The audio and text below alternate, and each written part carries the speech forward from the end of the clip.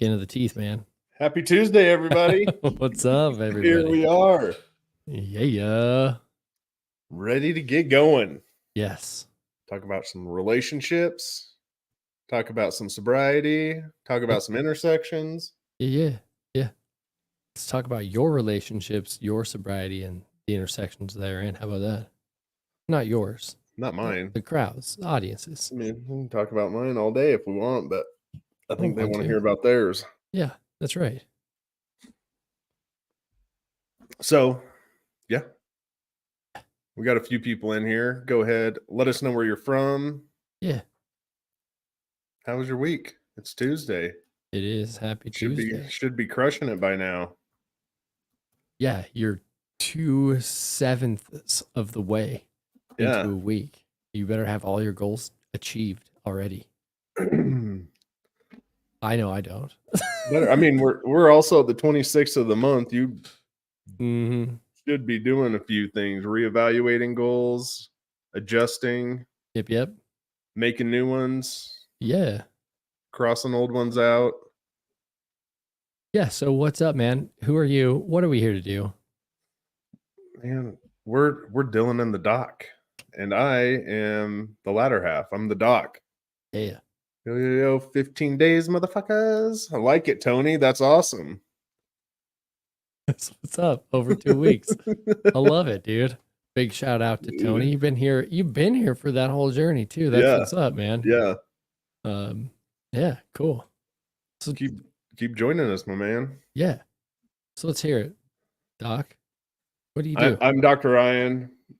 I told you I'd be here. I'm Dr. Ryan. I am a relationship coach, relationship expert. I take men who are living lives of quiet desperation to thriving and fixing their lives. Because that quiet desperation. Man. Men leading lives of quiet desperation. It is a soul-sucking place to be in life. And I'm going to pull you up out of that. Whether you want to or not, you work with me, I'm going to pull you out of that. You are going to be successful, and your relationship is going to flourish, period. I mean, that's what we're all after. If most of us are being honest, the vast majority of us, that's really all we want. Yeah. If you don't believe me, go look in the mirror for an hour and tell me I'm wrong when you come back. Yeah. And I mean, yeah, do it with a straight face. Maybe I'll believe you. So yeah, that's what's up, man. Yeah, quiet desperation, dude. I'm Dylan. I'm the former. I am a sobriety expert. I work with dads most exclusively. I just actually published the Sober Dads Playbook at Amazon Marketplace yesterday in print. So that's available for anybody that want that. But I help you guys go from a different type of quiet desperation where you're usually all by yourself because you drink yourself into a corner because nobody wants to hang out with you anymore, including your spouse and your children. So let's get it to where they want to be a part of your life again. And the way you do that is by taking the first couple steps, which is getting sober and getting your shit together. So I like it. That's what I'm here for. I like it. Yeah. And together we're Dylan and the Doc. We take questions about relationships and sobriety here on the air, live, right now. Not in 5, right now. So if you got any questions, let us know what's up. Relationships and or sobriety. And or with adjoined to, separate from, however you got that in your life, you serve it up and we'll serve out the answers that we know best. Yes.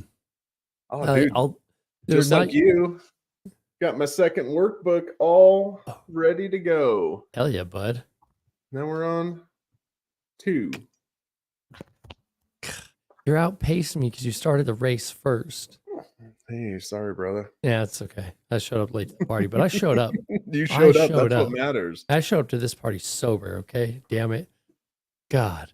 Yeah, I want to real quick shout out to Jess. What's up? You are here frequently and we love having you. And Scott, you as well, man. Another wonderful night is right. Oh, man.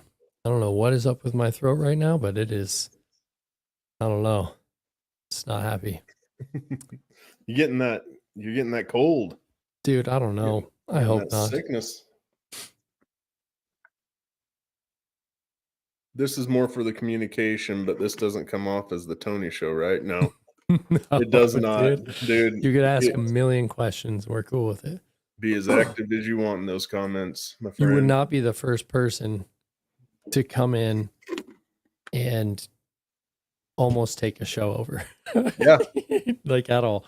But that's what we're here for. The reality is that your questions that you're asking are the same questions that somebody else asked. So Yeah. it doesn't matter whether you ask it or someone else asks it, the answer is what's valuable to everybody. So it's more important that just somebody asks a question so that the answer can be heard than anything. So yeah. Yeah. I'd love to be on camera with this one. Well, one of these days, Hey, might have to do a guest spot, put you in the hot seat. yeah. Grill them. Yeah. Grill them. Yeah. So anyways, this episode, we barely even workshopped what we were going to talk about, as in we didn't. We spent like 30 seconds back and forth walking onto it, which is what And we that- normally do. So that 30 seconds looked like, hey, you want to talk about anything? I don't know. You? No, I don't know either. Okay, let's go live. pretty much that's about it. Hey man,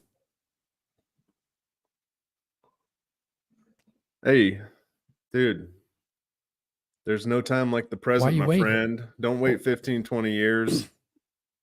Yeah. Start now. yeah, the first thing you can do is lead by example. Mhm. Honestly, like keep staying sober, keep Yeah. staying sober, stay Yeah. sober, and people see it, man. People see the difference that it will make in your life, and that's the beginning of it, right? What's Yeah. up? I want to say hi to Doug. He's been cutting back on the booze since quite a few weeks ago. Stoked to have you here, man. Hell yeah. So,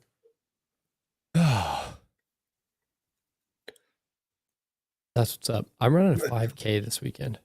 Did you? No, this coming weekend. Oh, this coming weekend you are going to. All right. Yeah. I know that's slightly off topic, but I just I've mentioned that I've kind of taken running a couple times on the show and how I want to run a marathon in the future.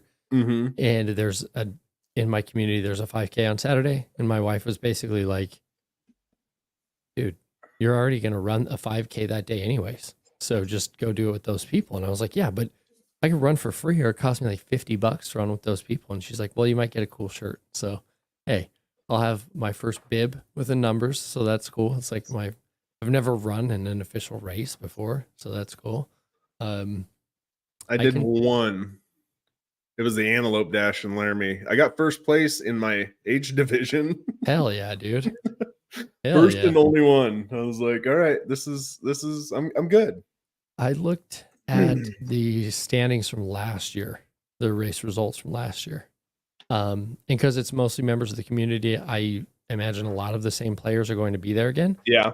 And the third place winner for all age groups was under 12. I don't know how old the kid actually is, but he was in the 0 to 12 age group and then third overall. So, Wow. yeah, with a 5K time at like 18 minutes. And I was like, bro, what? Jeez. like you're a little kid. But my current 5K time is better than what the average was from last year. So it's making me feel better about my time because I didn't know. I wasn't like comparing notes. I just go out and run. But so we'll see how that goes. I'm not going to walk it, so I doubt I'll get last. So that's cool. But yeah, here goes to running a 5K with no training. Whatever. Yeah, one thing actually will bring me into something I kind of wanted to talk about today, which is the power of belief, my dude. Okay. What do you You want to expand on that? Yeah, man, you just think it and Like it will what happen. kind of No, belief? I'm just kidding. No, you have to like I very much imagine interaction type stuff that we've talked a little bit about on the show previously,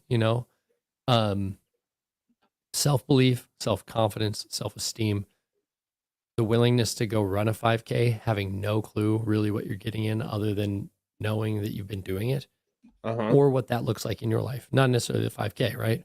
But we forever in life are up against obstacles and challenges. And part of the reason I bring it up is because the thing that happened at my dinner table today. Okay.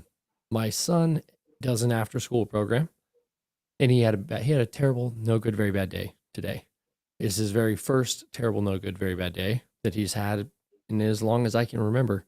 And he wants to quit going to the after school program that he's in and go back to the other one that he was in. And I sit him down and it's like, what is going on here? Like, what, I don't have a story or anything. He's just like, I want to switch. And basically, because he's had one bad day, he wants to quit, is what it comes down to. And I'm trying to explain to him that life is going to serve him up plenty of days that don't work out well. And just throwing in the towel and saying, I'm taking my ball, I'm going home, I'm doing something different is not the way to be doing those things. Yeah. That's the kind of belief I want to talk about. The idea that we have to be disciplined in those moments. We have to believe in a better tomorrow, that things can get better, things can improve. Granted, with our own work, right? At the dinner table, we gave him some tools like, hey, if this is the conflicts you're running into, it's time to navigate those conflicts with those kids, figure this out. But how does that sound? How does that sound? Sounds good. Is that something you can play off of? I mean, I think that's amazing because I think so many parents these days, when their kid has a rough time, one, they let the kid decide, hey, I'm just going to quit. Whether that be sports or a club or, hey, I just don't want to do this. Not in this house. you don't get to choose what and when you do. Like, if you commit to something, you are committed.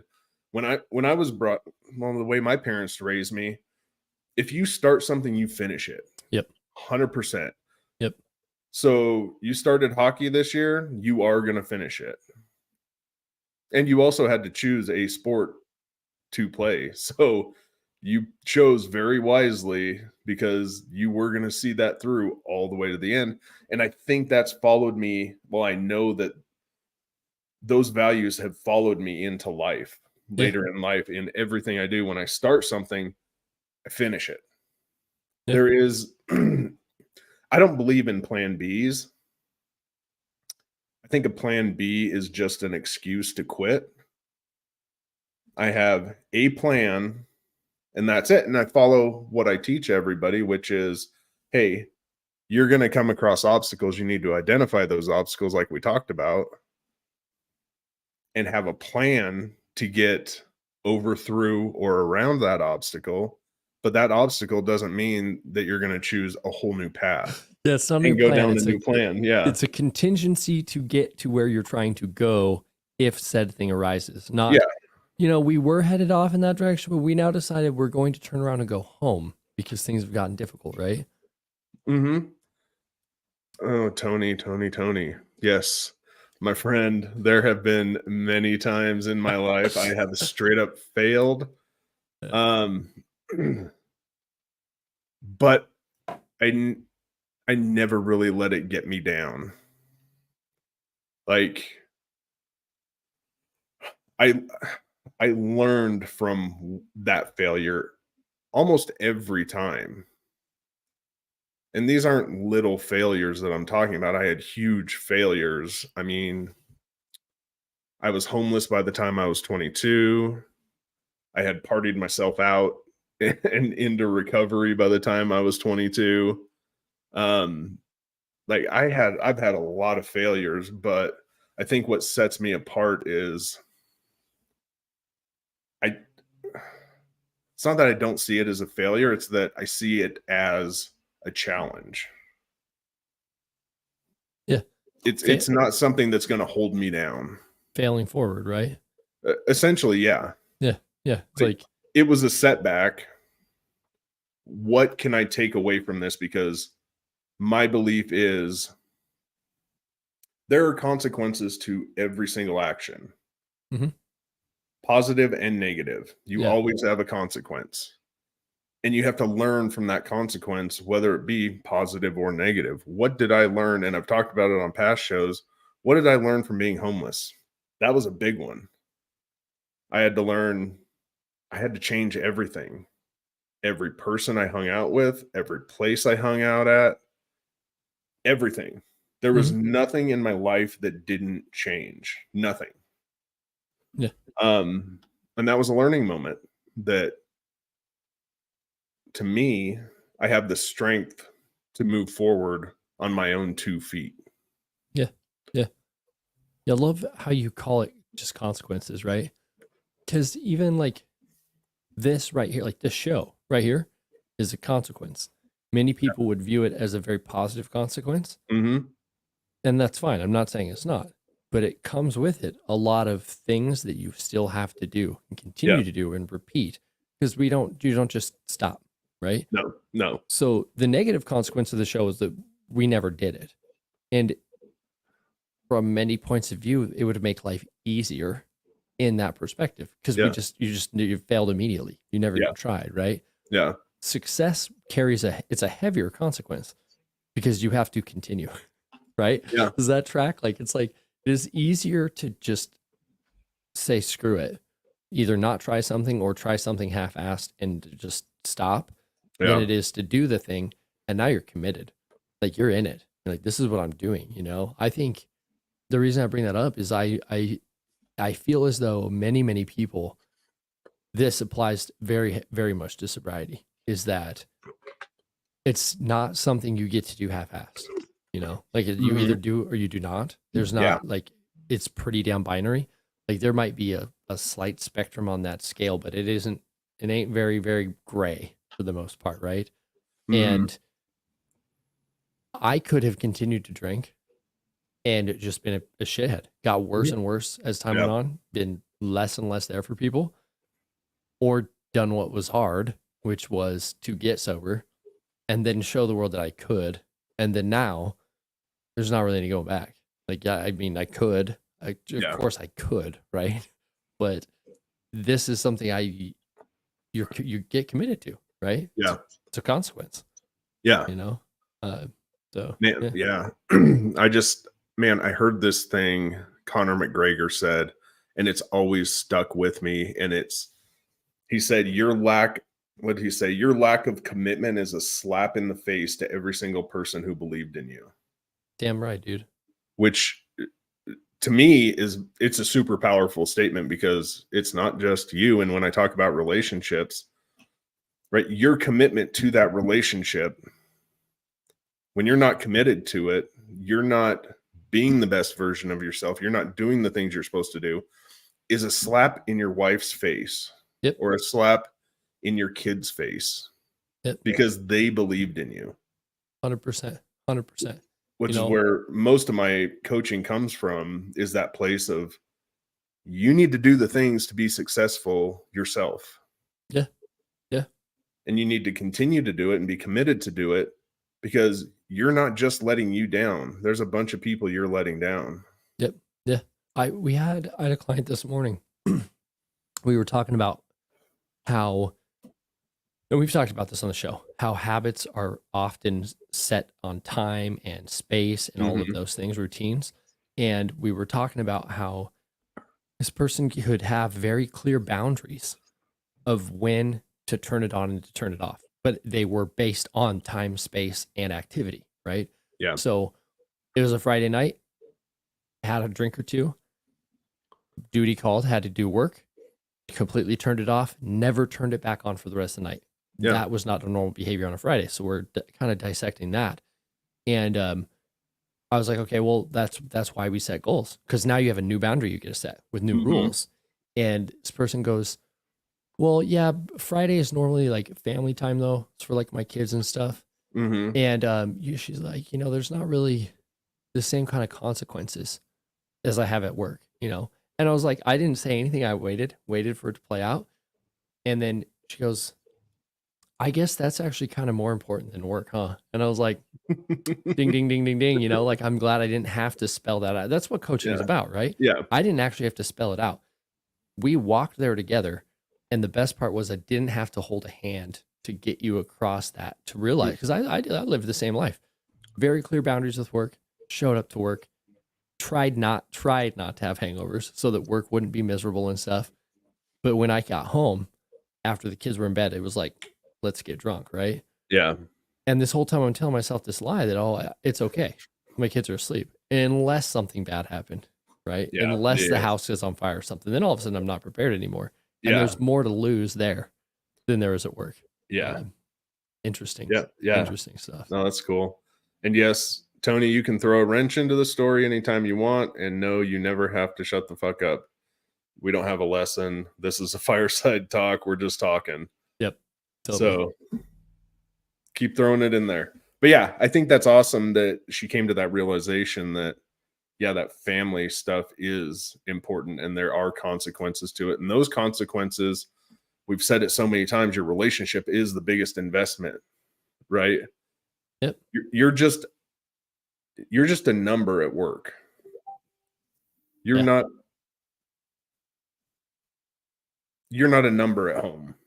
Those are actual, it's a relationship you're investing in. It's the biggest relationship. So for her to come to that realization, that's really cool. Yeah. Yeah. No, it's interesting because it took me years to actually realize that, you know, like I truly did. My identity was so tied to work that I would put work above everything. I mean, we've talked about on the show, balance is bullshit. Like I still adhere to that, but my family is still damned important. Whereas before it was like, they'll still be there. Mm-hmm. It was the same approach that a lot of these, these guys that from your coaching programs are dealing with. Like that, my wife will be there. Yeah. No, there's no guarantees, dude. No, like that's the attitude that's going to make sure she's not there. 100%. Like it's you want that exact wording, that exact mindset that's going to ensure that she is not there. Yeah, one of these days. For real, you know, or if they are like your kids, sure, like because they do kind of have to be there for a while, but they can resent you the whole freaking way. Yeah, like that's the thing. Like just because they have to be in your life for, you know, so many years until they don't have to be, doesn't mean that they're there, right? Yeah.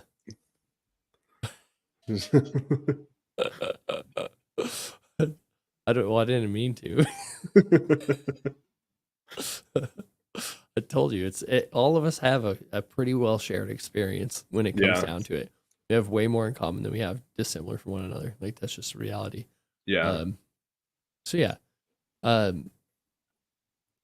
Man. I love having Tony around.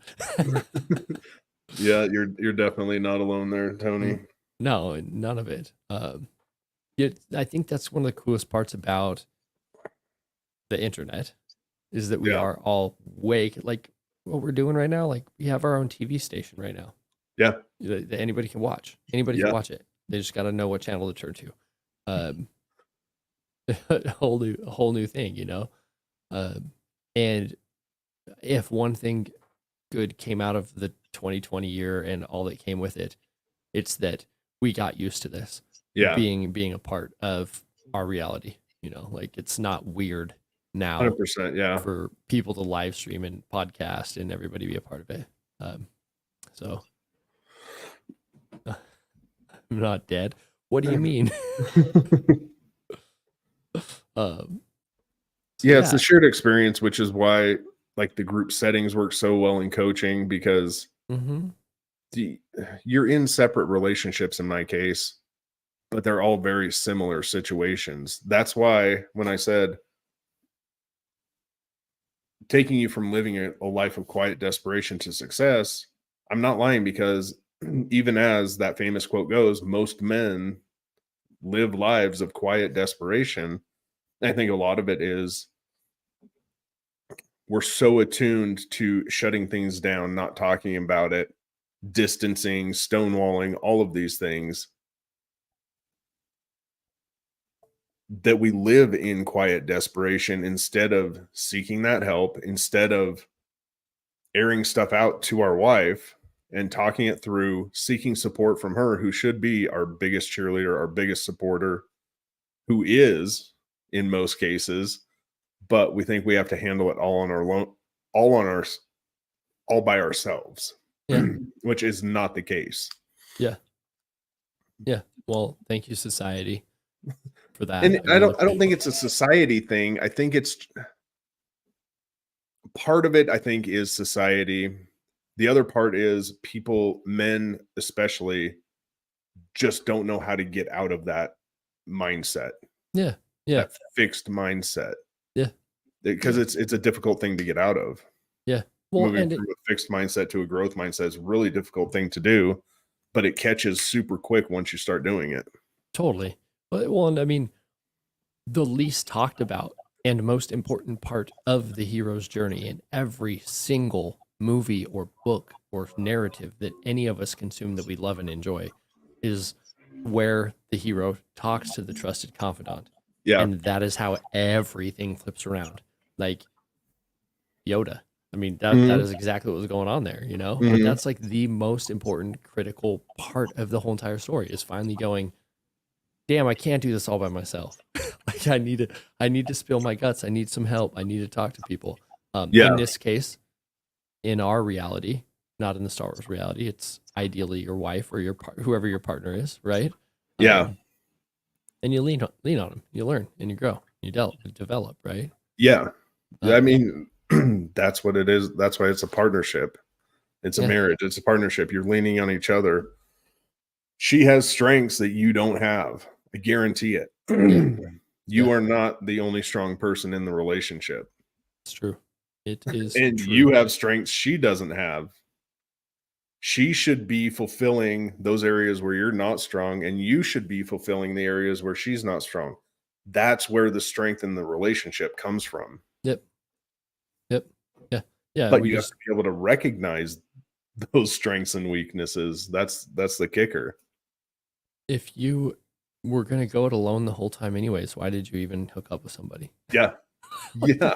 Why did you do that?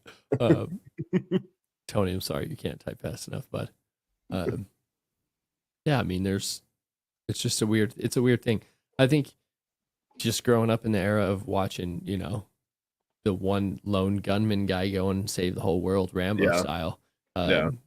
We take that very bullheaded, very ignorant approach to many of our problems. Like, I don't need anybody else.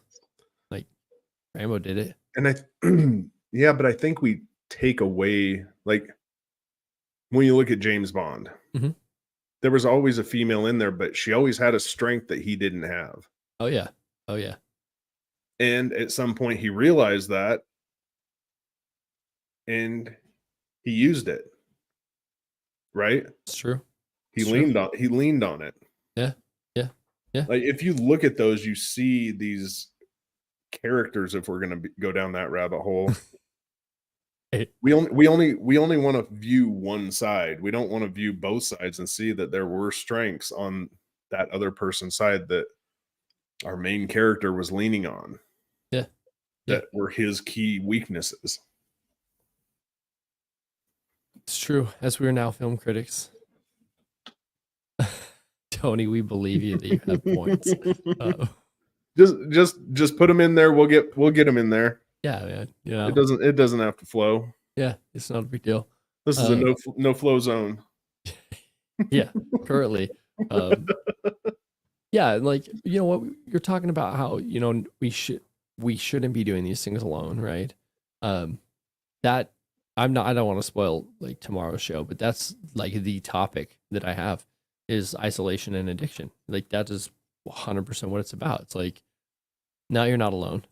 No, you're not alone. And that belief is going to fuck you. Like, that's it. And it doesn't even have to just do with addiction. It's just, there is way too much biology in our heads that run all of our body and all of our experience that are dedicated to relationships for that not to be a very important part yeah. of our experience. It's that simple. Can you? Yeah. So can you speak to that a little bit? Um, on, I assume he's talking about isolation and Isolation. addiction. Yeah. Yeah. So, I will be speaking to it for like 15 minutes tomorrow. I'll speak to it a little bit right now. Not to leave you on a giant cliffhanger, but the things that resynchronize our brains, the lower part of our brains, like basal ganglia, amygdala, that kind of stuff. And those are all relational centers, and they're all part of the reward center as well. So when we get those resynchronized, we're then operating with the prefrontal cortex again and the cingulate cortex again, which makes us human. Like what makes us uniquely human when you look at the brains of every other animal on Earth, right? Mm-hmm. So the way we can resynchronize that is through relationships.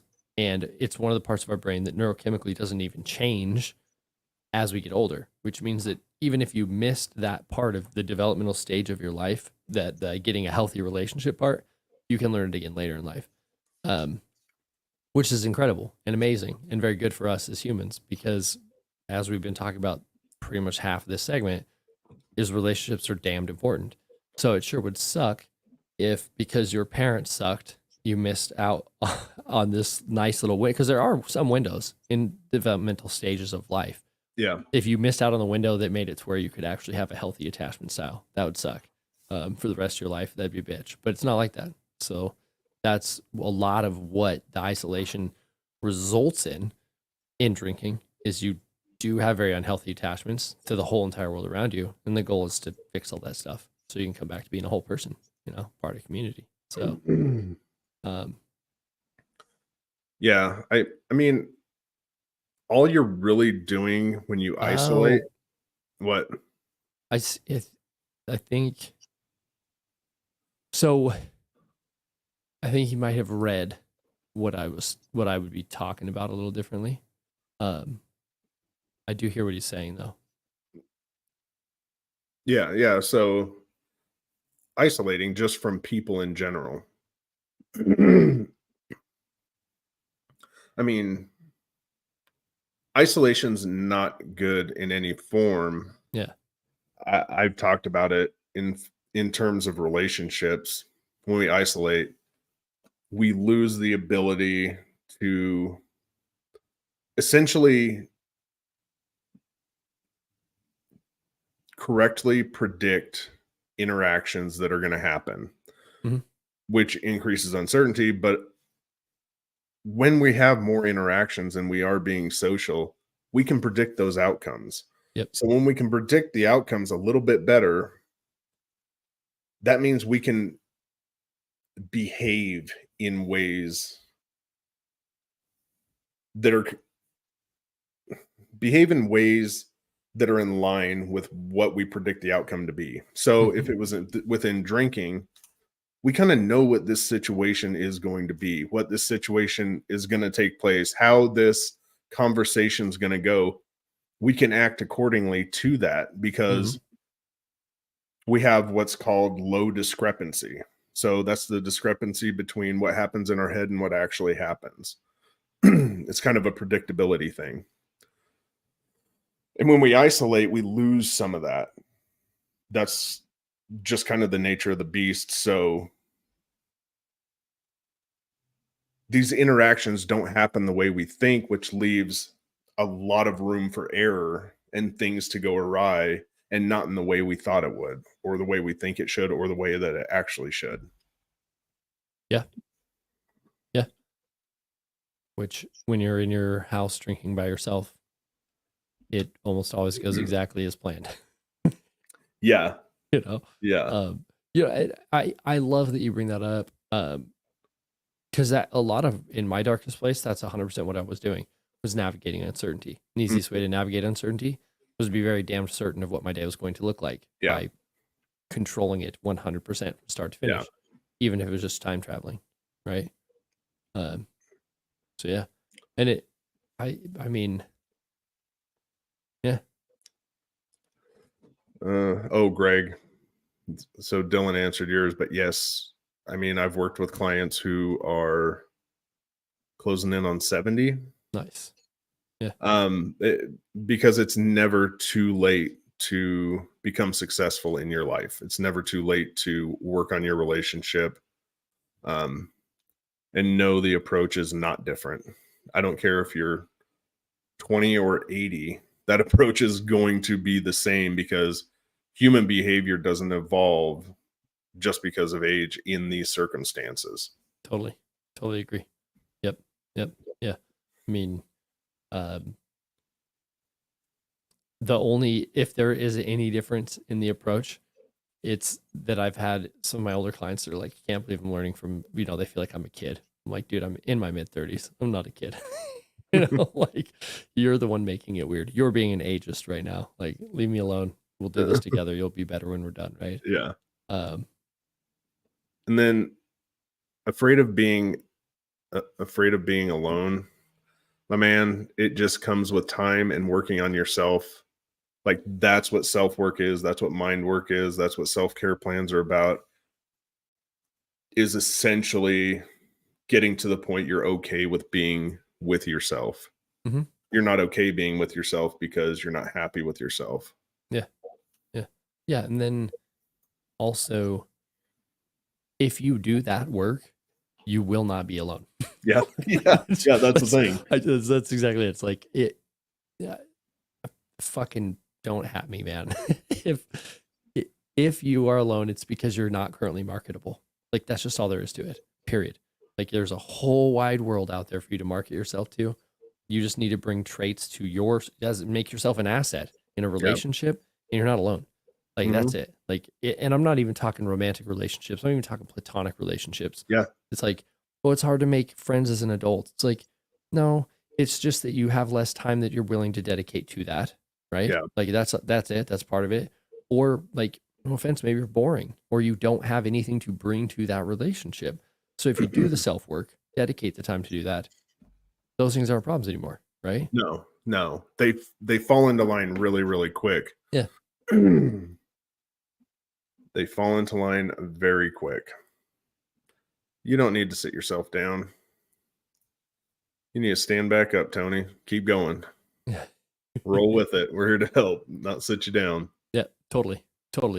Yeah, because I mean, I'm not ever here to tear people down, punch down on people, or anything like that. It's just some things are facts, and there's only one way to lay them out. I can either like sugarcoat them, try to like feed them to you like spoonful at a time, or like, no, just here's the reality. Like, when it's relationship work, platonic or romantic, it's marketing.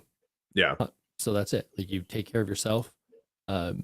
And I speak to that from like a little different perspective, because that's part of my sobriety story. Like, it wasn't an intention, but through me getting sober and doing a hell of a lot of self work, I saved my marriage. Not because I got sober.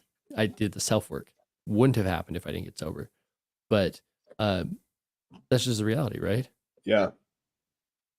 No, you're not going to find any sugarcoating here, my friend. No. When we had the soundbite thing, we had like hot take button that we'd hit, but I don't know. I should probably fix it. Quit being a lazy bum. Yeah. I don't. There are plenty of coaches out there that will sugarcoat things for you, and if that's what anybody watching is looking for, go find them. I'm just not the guy. Like, I'm just not the guy. I'm not your person if that's what you're looking for. No. I think the coaches who sugarcoat it are the ones who are unsure about their own place in their coaching programs. Now there's a hot take. I'm saying how it is, because they just don't know what they stand for. I would agree. The more there is a level of imposter syndrome that you experience going through all this in everything in life, and the less I experience that, and the more I have testimonials coming into my inbox from clients, the more I have those kinds of things, the more comfortable I become with this is the way that it is. Yeah. Like I'm not trying to pander or please two sides. It's like, this is it. If you do not like it, then go find somebody else that will feed you what you want, but I'm here to feed you what you need. Yeah. So, sorry. Yeah. That's it. And if I'm not the flavor, then go find a different one, right? Yeah. Go ahead, Tony. I can touch on it a bit more if you want. I just think people who don't know what they stand for, or they don't know who they're trying to serve, or they're trying to serve everyone, they don't really understand their place or their area of expertise in really a defined format. What I mean by that is they're sugarcoating things to make it applicable to everybody. Yep. And when you think you can help everybody, you're helping no one. Yes. And that's kind of the bottom line. That is why I don't say I can help everybody. Yep. I can't help the guy get the girl. That's not my area. My area is relationship development, specifically men, because I have expertise in that area. I know what it takes to become successful.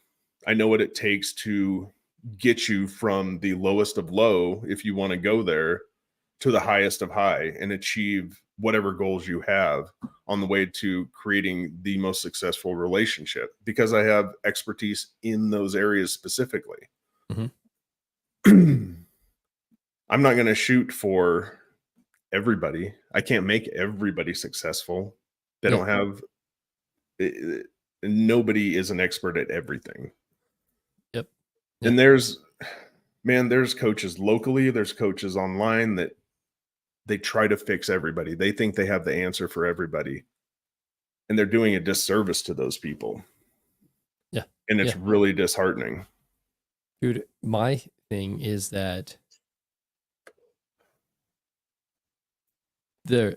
I've only had a couple clients that I should not have taken. I got them results, but it was the hardest damn thing that I've ever done in my whole entire life.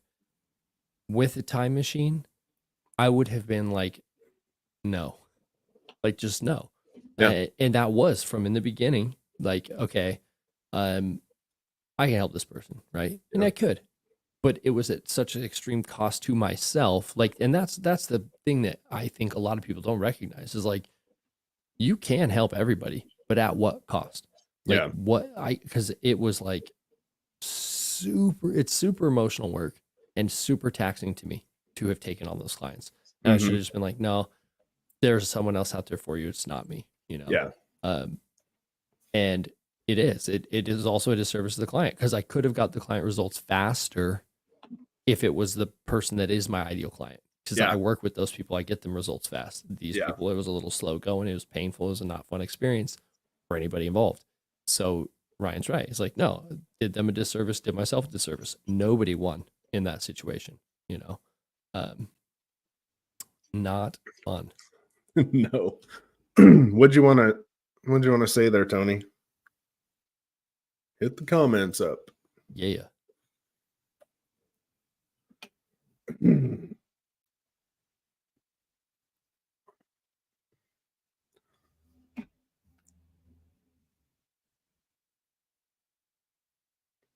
Man, I saw this other quote today and I thought it was super fitting. And it was, what was it? Like, normal people, regular people are trying to rely on motivation. Successful people are going 100% in on discipline. Yeah. Discipline and routine, habit. Yeah. Like, I don't have to hope that when I wake up in the morning, I'm motivated, because motivation generally comes from production in the first place. Yeah. So the days I wake up that I'm motivated is because I got like a baller email, a testimonial, or something's worked. Something's worked from the night before that I didn't catch, right? Yeah. Because I run first thing in the morning. If you don't think there aren't days that I look at my shoes and go, fuck this, you're mistaken. Like, that's it. But it's on my calendar first thing in the morning. That's what I do. The days that I slip up and don't get the things done I need to get done, or the days I don't have it on my calendar because I don't have that discipline. I don't have that in there. Yeah, dude. If you were trying to run on motivation, you're in for a bad time. And Just not- sometimes it's having a partner who has that discipline on the days you don't have it. Amen. Like, there is no way I would wake up every day at 4 a.m. and go to the gym if it wasn't for Melissa. If it wasn't for her saying, yo, it's time to get up, let's go. That's On fair. some of those days when I'm not feeling like it, I would easily sleep in.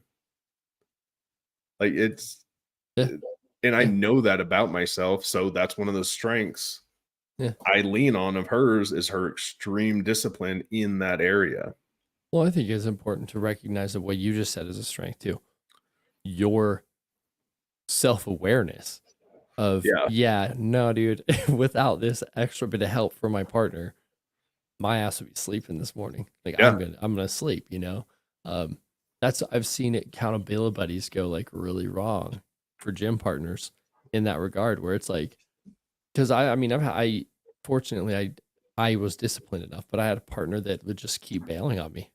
And then I would have that thought like, man, I guess I don't need to go early today. Then it's like, no, you do. Yeah. You get up, you go, you do the thing. That way, the next time you see him, you get to go, I was there. Where were you? You know? Yeah. What happened? Yeah. But I know it's easy to be like, we allow their behavior to become excuse making for our own poor behavior. You know, like, well, if I can do it, I can do it. Mm-hmm. You know, it doesn't hurt anybody. It's like, yeah, it's one workout you missed, which means if it was a 1 hour workout, you generally get they say about 3 more hours. So you just lost 2 hours, a net gain of 2 hours in your life because you decided to miss a workout. That's what you missed out on. Yeah. Sucks to suck. You know? Yeah. And it happened to me last Friday because Melissa got sick. She had a headache that morning. She called me. She's like, hey, I just need some more sleep. I was like, in my mind, I was like, oh, dude, I should go to the gym. What did I do? I was like, nah, I get a couple hours of sleep. Yep. Laid back down, woke up, felt like complete shit. Yep. Because I got back into that sleep and my body was ready for it. And the rest of the day, I was just tired. Yeah. Yeah. I was just whoop my ass when I do that. Like, I've found that, first of all, the sleep is negligible every single time. It is not good sleep because I'm half mad at myself in my head for even laying there in the first place. Yeah. And then it ruins the rest of my day because I just like every mirror I walk by is me just talking shit to myself. Oh, way to go, dude. Seriously, just slept in this morning. You were awake and everything. Why didn't you just go? Yeah. Like, you were already awake. Like, well, I'll give you a million excuses as to why, bud, but you're not going to buy them at all because you're me and you know better. Yes. Yeah, it's, but again, yes, that self-awareness is a huge strength that people don't realize. And I think more people need to double down on. Yeah. Is learning how to be self-aware and really call yourself out in a nice way, just understanding. Yeah. Hey, this is an area of weakness. Well, how can you be disciplined without self-awareness? Oh, you can't. It's not just a thing. kind of impossible. Tony, you said you have something you'd like to say, and we want to hear it. Tell us the thing. Type the thing out. We're just going to banter until you tell us the thing because we want to hear what it is. I want to hear what it is. I can't speak for Ryan, but I think he wants to hear. I want to hear. I think we I want to hear hear what's going on. Yeah, we want to know what the thing is. Say the thing you said you were going to say, so we want to hear it. Yeah, I mean,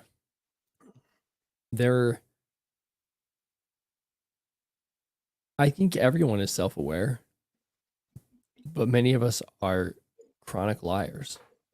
Yeah.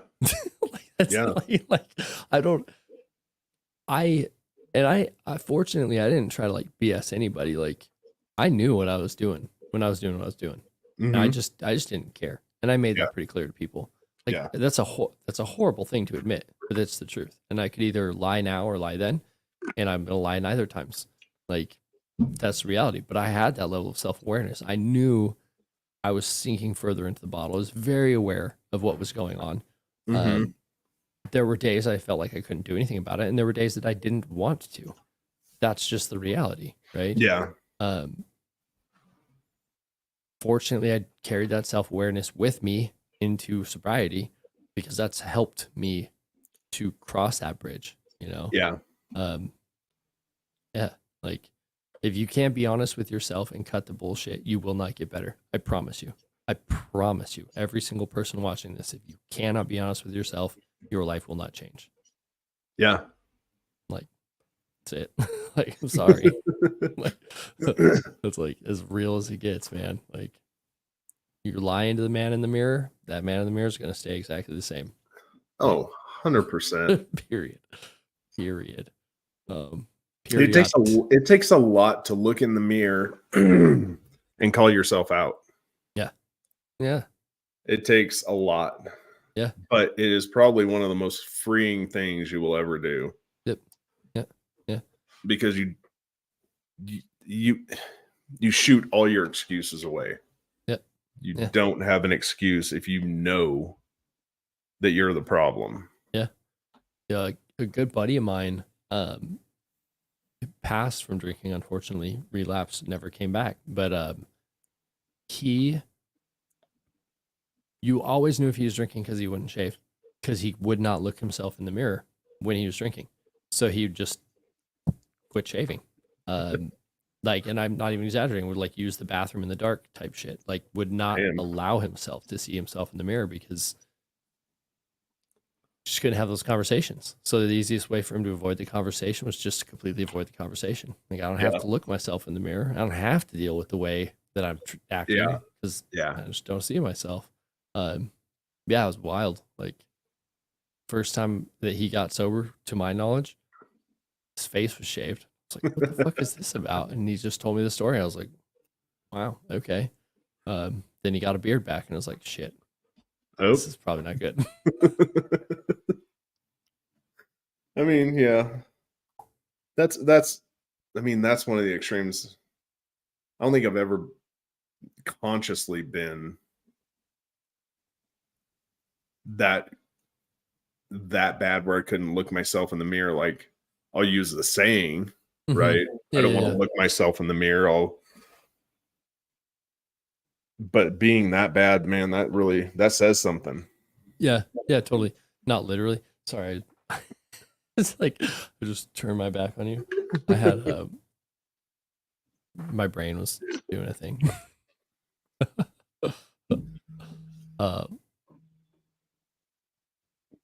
You're good, Tony. We got about 5 minutes left.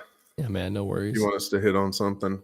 Yeah, and also we'll be here tomorrow. We're not going anywhere, man. Yeah, we'll be here tomorrow afternoon.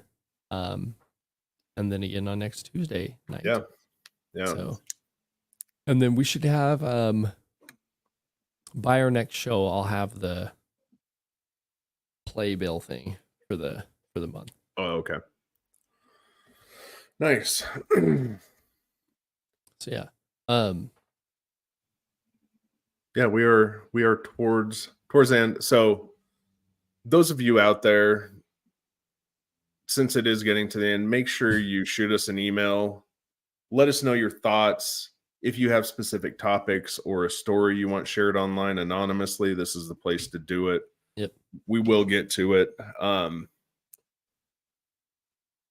And on my side, listen, if you're sick of living quiet desperation, not in sobriety, but in life and your relationship, get a hold of me.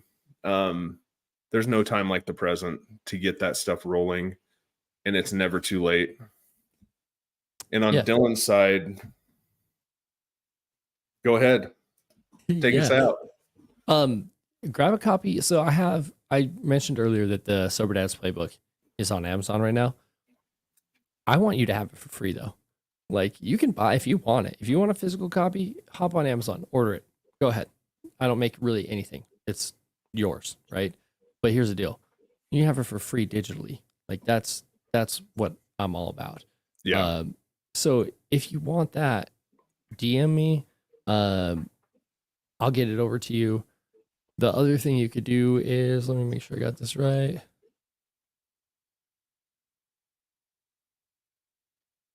Yeah, just go to soberdads.com/SDP, as in Sober Dads Playbook. soberdadsPlaybook.com/SDP. You can go snag a copy for free. That is kind of a primer that I use with all my clients. There's activities and exercises in there that I'd be using with most of my clients that you can use for free. You can just grab them, use them with yourself. You won't have my guidance or anything, but you guys are all smart. You can figure out how to use it. So go snag it up. And if you do want some done with you, done for you, more experience, yeah, reach out to me, shoot me a DM, send me an email, Dylan@I'mNotYourSponsor.com. So there you go. There's my spiel. I like it. And yeah, if you want a free copy of my book, I'm going to leave it. I'll just leave it on Dylan, since that's where everybody seems to be. Why didn't I? You know what? Why am I shouting it out? Shout your answer out. When I can just drop it in the comments. Shout. Here you go. Just put in the comments. What do you know?